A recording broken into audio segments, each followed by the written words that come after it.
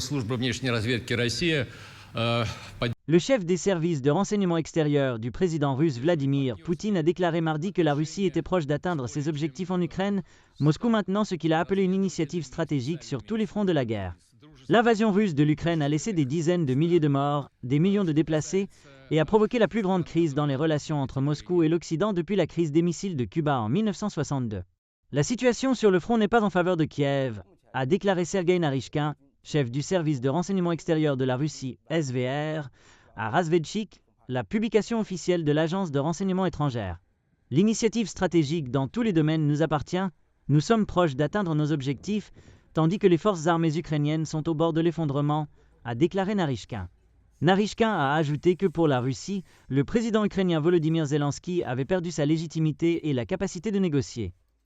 Naryshkin, qui dirige l'organisation principale successeur de la première direction du KGB de l'époque soviétique, est l'un des rares fonctionnaires russes à avoir des contacts relativement réguliers avec des responsables américains et occidentaux de haut niveau. Ces points de vue offrent un aperçu de la pensée au plus haut niveau du Kremlin, qui considère le soutien occidental à l'Ukraine comme une preuve que les États-Unis mènent une guerre par procuration contre la Russie visant à renverser les dirigeants de Moscou.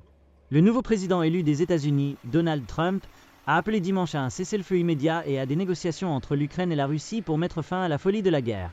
Zelensky a également appelé lundi à une résolution diplomatique de la guerre et a soulevé l'idée de déployer des troupes étrangères en Ukraine jusqu'à ce qu'elles puissent rejoindre l'alliance militaire de l'OTAN. Trump, qui a juré de mettre fin rapidement au conflit, revient à la Maison-Blanche à un moment de suprématie russe. Moscou contrôle une zone de l'Ukraine de la taille de l'État américain de la Virginie et avance à un rythme plus rapide que depuis les premiers jours de l'invasion de 2022. Les cartes montrent que les forces russes avancent le long du front, avec des combats féroces dans les villes de Kurakhov et Toretsk dans l'est de l'Ukraine.